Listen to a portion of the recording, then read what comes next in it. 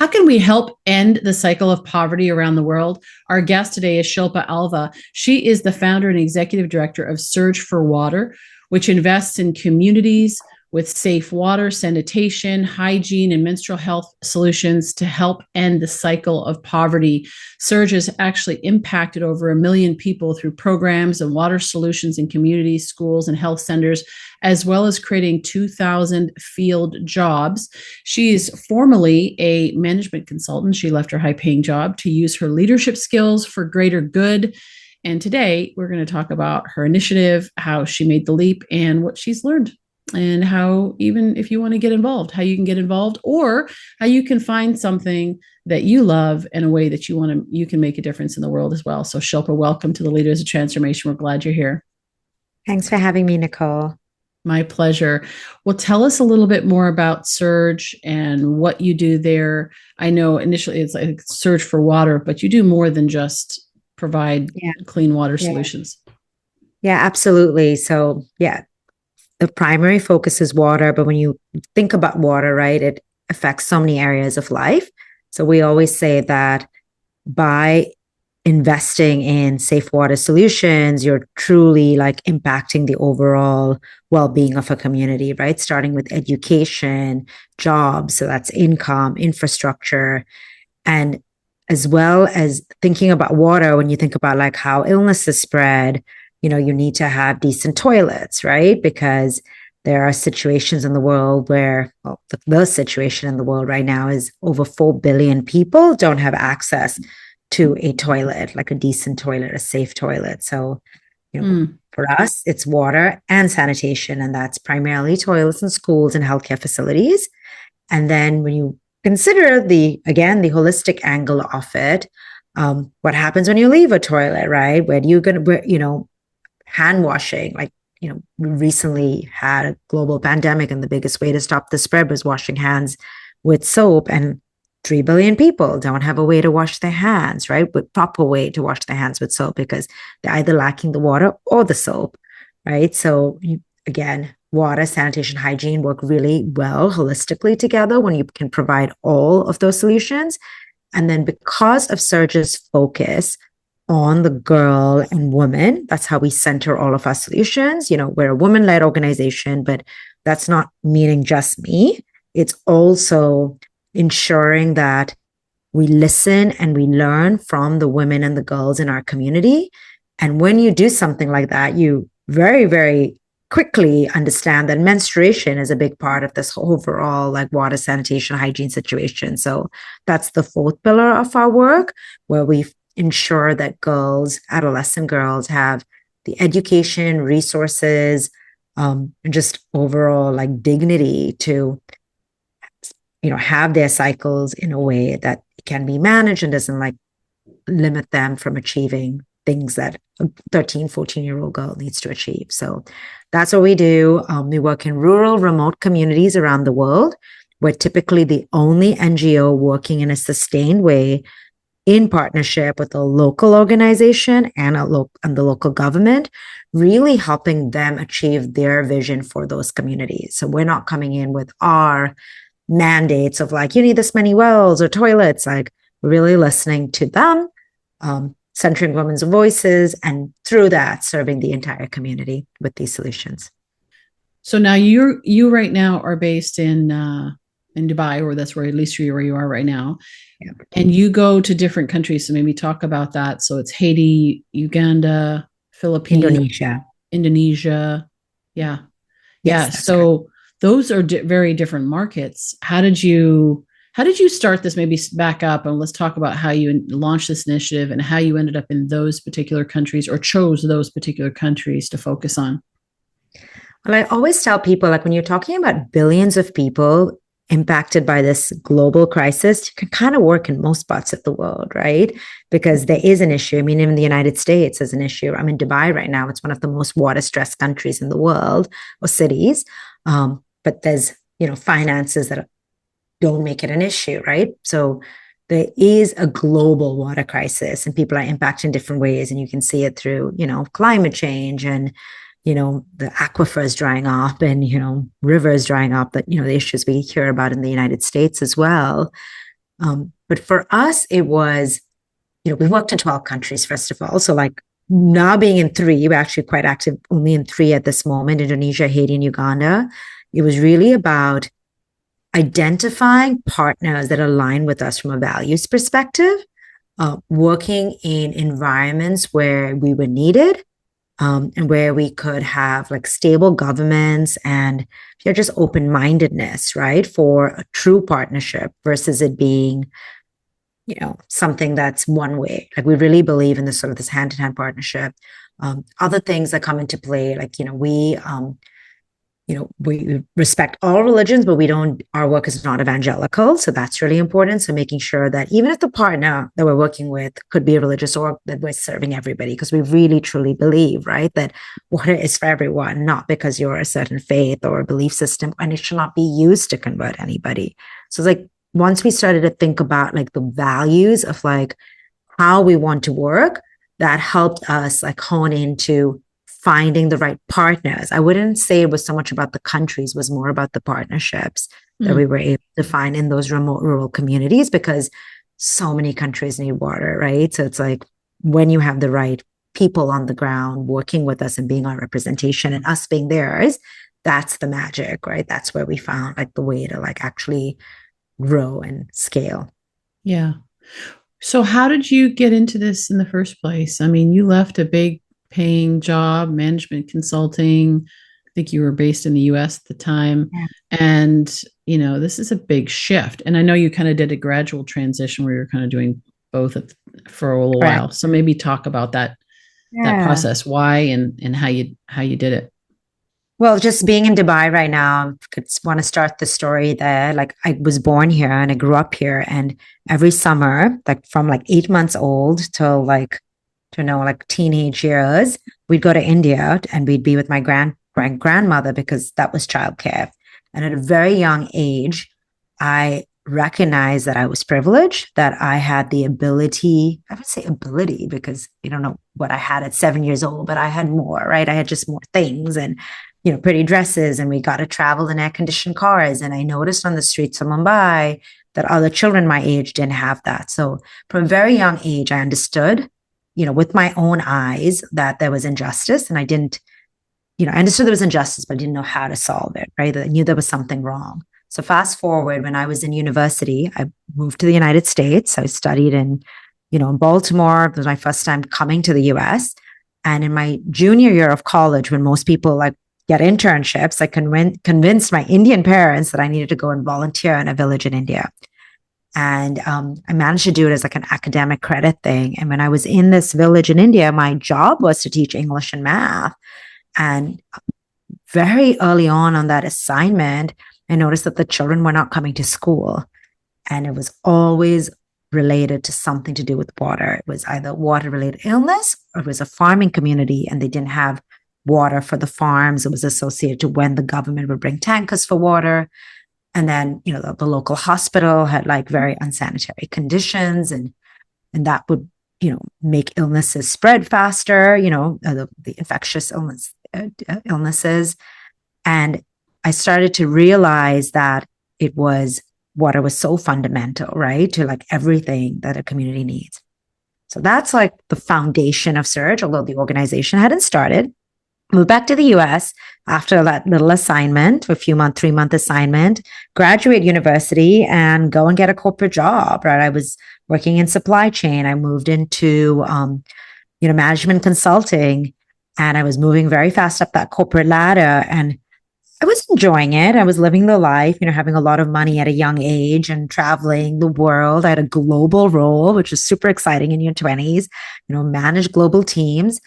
And I'm really fortunate, Nicole, that my 7-year-old, like people talk about that inner child, right? That 7-year-old in me that understood what injustice was like, never stayed silent. And, really was like, hey, like you're not doing what you're supposed to do, right? Like you have a different purpose in life and you need to do that in whatever capacity, in whatever way. So when I finally heard that voice, that led to the founding of Surge. But even once I started Surge in 2008. I only left the corporate world in 2014. So there was a long period, you're right, that I was doing it nights and weekends. And there were multiple reasons. I'm an immigrant in the US. So, there was a group, I couldn't leave the job, right? You can't stay in the country without it. So there's that logistical reason. But I will tell you the bigger reason was fear.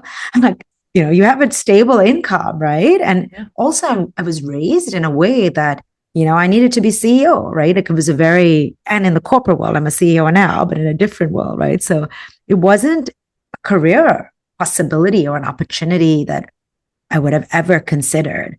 So it was a lot of like, the cultural part of it, how I was raised, what I thought my opportunities were, and then of course my own security. And then just insecurities, right? That you have, right? Yeah. In general. I think there's a lot of people that can relate to that. We have that inner child. We see something, but we don't act upon it because fear, creeps in, and it's like we need to go do the thing that everybody else. It's kind of like get the good education, get the good job, get the high paying job, make the money, and all that. And that's why I think there's so many people that are empty inside and longing, because imagine if even at just like 20% of people who actually had a dream and a desire to do something that would make a difference in the world actually did it, what we could accomplish. I mean, it's pretty 10%. Shoot, it would be extraordinary. So in that process, I'd love to hear a little bit about how you, from a practical standpoint, how you managed it, right? So here you are, you've got a global position, you're busy, you've got lots of commitments, because this is one of the things that you hear as an objection, as a coach myself, people say, yeah, but I don't have time. I love to do this, but I don't have the money, I don't have the resources, or I don't have the time. And so you were somehow able to figure that out.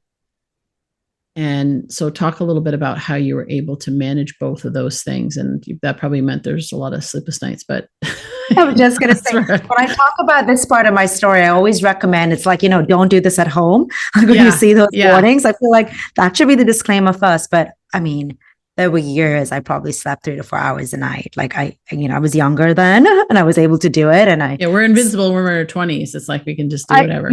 Absolutely. And it's crazy. Like I think I was just so driven, and the fire in me was so strong that I just kept going. And I just like, and there was a period in my life. It wasn't just that I was working full time. My corporate job required international travel.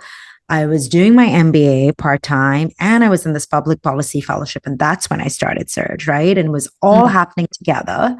And on top of that, like a very crazy, very full social life. And when I look back at it, I mean, everything happens for a reason, and that needed to happen to get me to where I am today. But I don't recommend that same process for anybody, but that's what happened for me.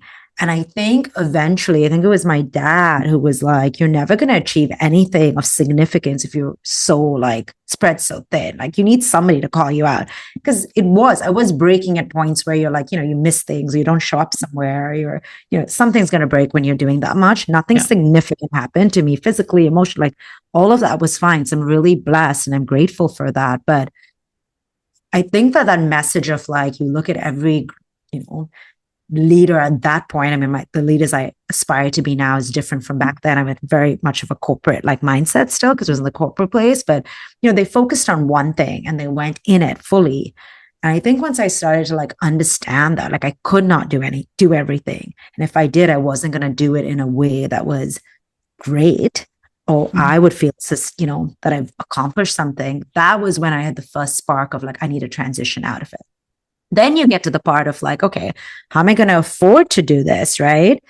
So the time part, I didn't sleep, but then the practical part of how I can afford to do this, or like just even change my life. I mean, the first thing that I did was trying to bring my family and friends along, because that was my original tribe. I mean, they still are very much my tribe, but like just have the people who love me and care about me know that I'm serious about that and kind of hold me accountable. And I remember by the end, like a really good friend of mine was like, you've been talking about this for 2 to 3 years. Like you need to do something. So, people hold you accountable. Like if they know, but and the other people were like, hey, just do it for a few years and get it out of your system, right? Like, so there's many people had different opinions, but it all helped, right? Because I had that network of support. And then the financial angle was probably the one that I took the most sacrifice for. Um, when I knew I was going to leave the corporate world was when I decided, okay, I finally need to stop living this kind of life I'm living, buying all the designer clothes, going out the way I am. I moved out of my apartment, put everything in storage, right? I did a lot of things. I didn't have a place to live in for many years. And, in between, I had places to live with friends and family and things. But so I was very fortunate. And I just made a life change, like a life, realized I didn't need all this stuff. I lived out of, the few things I had not put in storage for a very long time. And I just made the sacrifices. And in the end, I don't even think of it as a sacrifice because what I got was so much more. And what I always say to people is I had the privilege to do this because did not have any I had no financial like obligations besides supporting myself. And besides living with family and friends, I really wanted to do it on my own. So I didn't take money from anyone.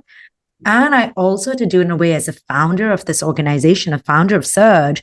I invested my own money to go into all the communities we were in and to build the operations because there was no funding to do that, right? So not only did I have no income, I used a lot of my savings to help set up the org. So a lot of a lot of myself and my, money, passion, energy, sleepless nights went into the beginnings of it. I mean, it's paid off like 100 times more, but I think once you understand that the fear is like just this little thing and you can get over it, like it catapults, right? It's just this ripple in the water world. I could say that, like a ripple that just keeps growing. And that's what happened. Yeah. Well, and there's a conviction that you had to have had to do it, right? Like you said, there was a fire, there was a passion, there was something burning inside of you. And I think there's a really important lesson there is like, don't just do something that you're, lukewarm about, but find something that you're really passionate about because it's going to be necessary to fuel you during those difficult years when, or difficult seasons or however long it takes, or challenges in terms of energy when you're tired, energy when things aren't going the way you want it to go, people say no or whatever, or don't support you. And I think there's a great lesson. What I also heard in that was associating with people that will hold you accountable, that will challenge you to step up and do the thing that you're called to, and we are who we associate with. And so if we're around a bunch of people who go, oh, you don't want to do that, why don't you just come hang out with us? Then, which I think a lot of people find themselves around and struggle because they've got this big dream, but it's like that crab mentality, right? It's like, no, just stay here with us and just keep doing the same old thing. Whether that's in corporate at, a high level, or, somebody who's not as successful and just starting out or whatever, it happens that you can get very comfortable in your associations and in that environment and get stuck there. And I think there's like that person is like that story of the crabs, right? It's like the one that says, no, I'm going to climb out and I'm going to do it, whatever it takes.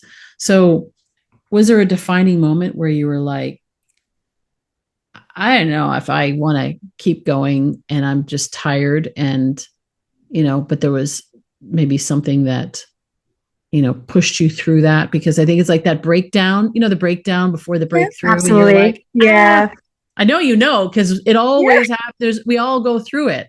Yeah. So. Yeah. So there wasn't a single defining moment. I think it just kept building up. Because I am also very practical. I used to be much more, especially coming from that engineering corporate sort of background. But I think, what started to happen is I was using all my vacation and my free time to go into the communities and work with the partners and like build the infrastructure and then go back into the corporate world. And I would say that what started to happen, and I'm really into like just reading energy and just being very sensitive to energy around me.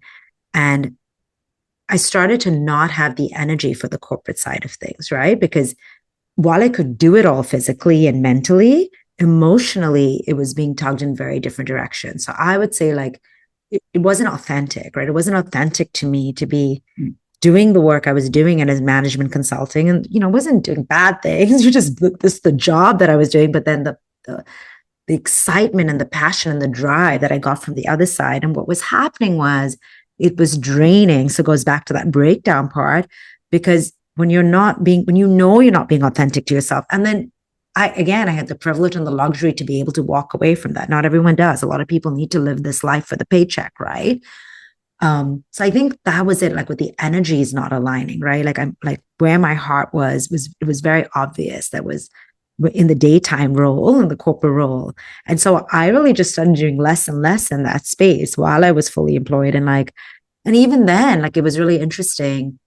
I tried to quit multiple times. And every time they were like, oh, we'll pay you more. Like, the very last time the company I was at was like, okay, leave for 2 months, like on a sabbatical, we'll pay you fully. Cause that was the like, get it out of your system kind of thing. And I was like, I don't think it's going to get out of my system. It's only going to get stronger. And that's what happened. But they were willing to invest in that just to try in case I'd want to come back, So it was a whole process. Like now it just seems like I can talk about it so easily, but there was definitely a lot of reflection and also, to me, like I didn't have the meditation practices then that I have now, but I think I've always been a very reflective person, and just really going inside and like what is it within you, right? Like we all have, going back to that inner child, that voice, that little spark, whatever it is, and like just paying attention to that in the quiet moments and when the life is not happening to you and you take control of your life.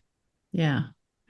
There's something else that I want to pull out of there as well, is that for you to have been offered more money to stay, that tells me that you were still operating, even if your heart wasn't in it the way it was before, but you were still giving your all to the career, to the company that you were employed with, and operating at a level of excellence that would cause them to say, hey, we'll pay you more. We'll pay for 2 months for you to get this out of your system. Right. But like, that's where there's a lesson in there, because sometimes when we think about like, I want to go do something else, we think in either or, like, I'm going to put all of my attention there and I'm just going to wade, in the water here. But we're called to actually do everything that we do with excellence, because if you don't do it here, then that's also not being authentic to yourself. So it's showing up. Like I think about that with, people that are successful, people that make it. I know a lot of times people ask like, what is the difference between somebody who is successful? There's lots of people that have thought about doing something similar, but just didn't make it happen. Now there's many reasons why that could be. But one of the things is just like in business and any business, right? There's a difference of the way that people show up, and I'm listening to you, and I'm listening for behind the scenes, what's not being said as well, which is how you actually showed up and played full out and committed yourself to it. And I think there's a lesson in there, because I think sometimes that may be the first lesson, is to say, hey, whatever you do, do it well. Yeah. And then it leads to the next thing that you can do well. Because it's like how you do anything is how you do everything. Yeah, I fully resonate with that. And I didn't think of it that way, but you're right. Like, I think it's just like the work ethic I have, right? And it transfers to everything that I do. Like, show up. I mean, perfectly, you need to show up and fulfill the obligations you made. Yes. Right? That's what it's about. Yeah. So what are some of the daily habits for you that help you to keep focused, to stay motivated? Now that you have the organization is successful, obviously you're still having to do all of the things, right? You were just, you had a fundraiser, your most successful one. So congratulations on that. Right. You've got, but then you kind of, how you get in the day to day, right? So how do you stay motivated, focused, and maintain your energy? You still have a lot of commitments. They're just now all in one bucket, if you will. Absolutely. Yeah. And the commitments are, you're still running as a founder, ED, you're still running like every aspect of the organization, right? And we're still we're growing, but we're still a small organization. You're like the duck on water, and underneath the wheel, the legs are Exactly. going. Exactly. I would say that my biggest drive and motivation comes from our communities that we partner with. And even when I'm not I'm going to Uganda on Thursday, so in a couple of days. And even when I'm not in those communities, I'm in daily communication, right? There's pictures, there's videos, there's like conversations about challenges, about successes. So I'm really deeply integrated with what's happening, and not from a micromanagement perspective, from a pure, we have that relationship and they're sharing this and we have those communication paths, and vice versa. Like if I have a challenge or a joy, I'm sharing that about, the surge, structure and what's happening in, Chicago and Dubai. Like we just had the gala, I was sending them pictures and videos. So it's just this beautiful relationship that I think we keep each other going and motivated, and we share, we talk about like sharing successes, but also sharing like challenges and like crying together and celebrating together. So that's like amazing drive, right? Because if I'm tired and I just had to pick up my phone and look at my WhatsApp messages and there's like a bunch of like, things to motivate me. Beyond that, I am human and I need separation. And I actually, because I'm so obsessed with what I'm doing with Surge and like it really can be all consuming, I have to make an effort to create rituals in space, right? So for me, like I'm into like obsessed with like fine Chinese teas and like the whole tea ceremony and the ritual associated with that. So I start my mornings with, an amazing cup of tea. And like, that's like a very special thing. And depending on where I am, like in Chicago, where I live, some of the year, like it's a morning walk. I live across the street from a park, and like don't start working until like, I've walked in the park, and, it's been Pilates classes or, yoga and just the physical element, right? Because I'm really, I like our emotions are held in our body, right? So being able to release that energy and that tension and that stress. And then, when there are spaces in time, like, the just the social connections and all of the other pieces. But for me, it's really been the daily rituals of meditation, yoga, Pilates, tea, that have really helped ground me.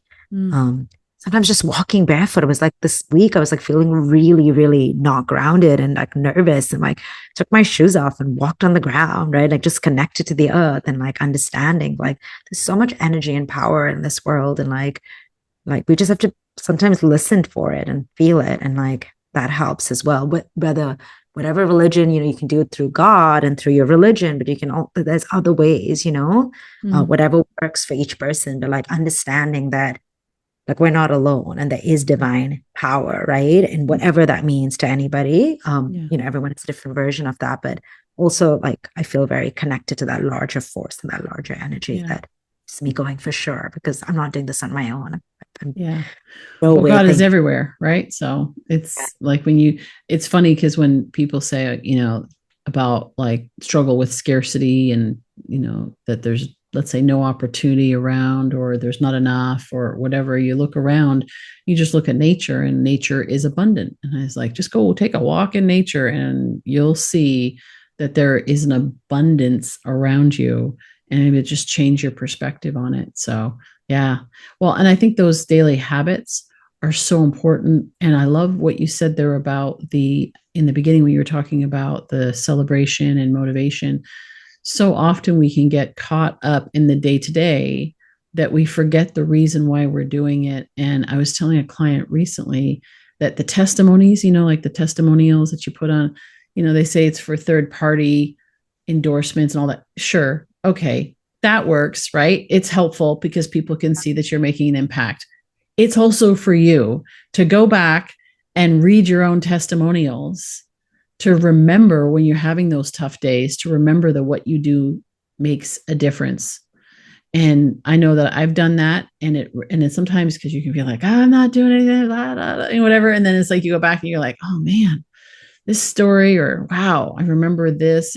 And that can give you that motivation. Or like you said, celebrating those wins when you have a team, is celebrating those wins, because just like you can, and as a founder and Edie, you can get caught up in the day-to-day, the work, the task of it, your team can too. And so they need to be reminded all the time. This is why we do what we do. This is why you're coming to work. You're not coming to work because, and you probably work with some volunteers as well, but regardless, whether you're paid or not paid, doesn't matter. When you're going there, Yeah. why? Remember the why. That's so, so important. Yeah. So as we finish up, I want to give you an opportunity to share with our audience how people can get involved, and or if this is not it, I mean, obviously, if they can find something to do, but there's a lot of great initiatives out there. But if they were to get involved in your organization, you're looking at building your leadership team, you're looking at expanding. I think you said that over last year to this year, 70% growth. That's 70. That's a lot of growth.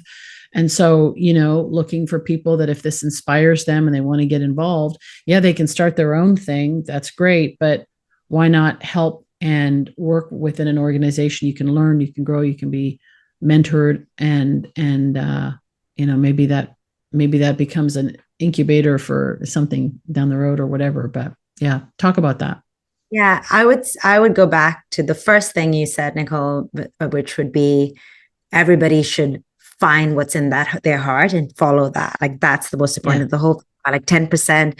If 10% of the people in the world did it, I resonated with that so much. So first of all, whoever is listening to this, find what it is for you. And if it happens to be, woman-led water, transforming communities through those solutions, then reach out. I know the show notes have my information, the organization's information. We are actively recruiting for our governing board, and as well as our junior board, our associate board. So there are opportunities from a leadership perspective. And then we also accept skill-based volunteers, right? So specific things that we would need, like graphic design, for example, there's other things that we have on our list. So that would be the way to reach out to us. And we can have a conversation about how that could be. But larger picture, I would highly recommend that everybody looks within and, finds what that is for themselves. Yeah. Yeah. And you just finished a fundraiser. And it was very successful, and getting support is always welcome, I'm sure, at any time of the year. So they can go to your website as well and donate. So it's for larger organizations if they want to support, but also individuals, right, can support the organization. It is a nonprofit, so you can go and donate there. Yes, absolutely. Please go to our website, and there's all the information except crypto, DAF, stock, and we call it good old-fashioned dollars as well. That sounds good. That's awesome. Well, Shilpa, thank you so much. I love your heart and your passion and your focus. There's great lessons in this. And I know for you, it's like, this is just my story. This is what I did. But there's so many lessons to be able to pull out of that, which can help other people who want to be leaders of transformation, because it starts with who we're being, right? It's who we're showing up as, and then what we do. And then, of course, that creates results over time. It's that diligence and that patience of just forging through, forging the path ahead. So I love that. And I always say that leaders of transformation take action. So as a leader of transformation, anybody who's listening out there or aspiring to, I would encourage you, number one, yes, it's in the show notes. I'll give it to you now as well. surgeforwater.org. Go check out what Shilpa and her team are doing. And so you can start to see, you can see some of the testimonies, some of the success stories, the impact that they're making. Maybe that can inspire you in what you want to do. Maybe that can also inspire you that you want to take, the next step in even getting involved or supporting what they're doing. Maybe it's following them for a little while and just watching what they're doing, getting on their newsletter, whatever that is, take action on something. And then if you have something that inner child is reminding you on a regular basis of something that, you wanted to do, but you haven't done yet, to start off with, grab a journal, start writing it down. Go walk in nature, go get grounded if you're feeling frazzled and in your, busyness of your day.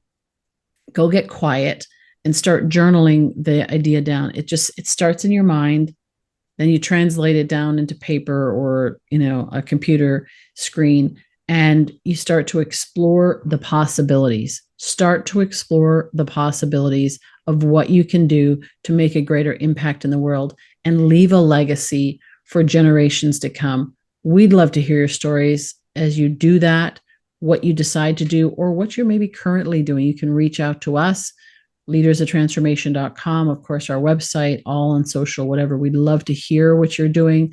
We'd love to hear what you're planning to do. And if there's any way that we can support you in that, we're here for you, or we can point you in the right direction. So thank you for being here, Shilpa. Again, thank you for being here. And yeah, we look forward to hearing all the things that are going to come out of this, and look forward to seeing you next week on another episode of the Leaders of Transformation.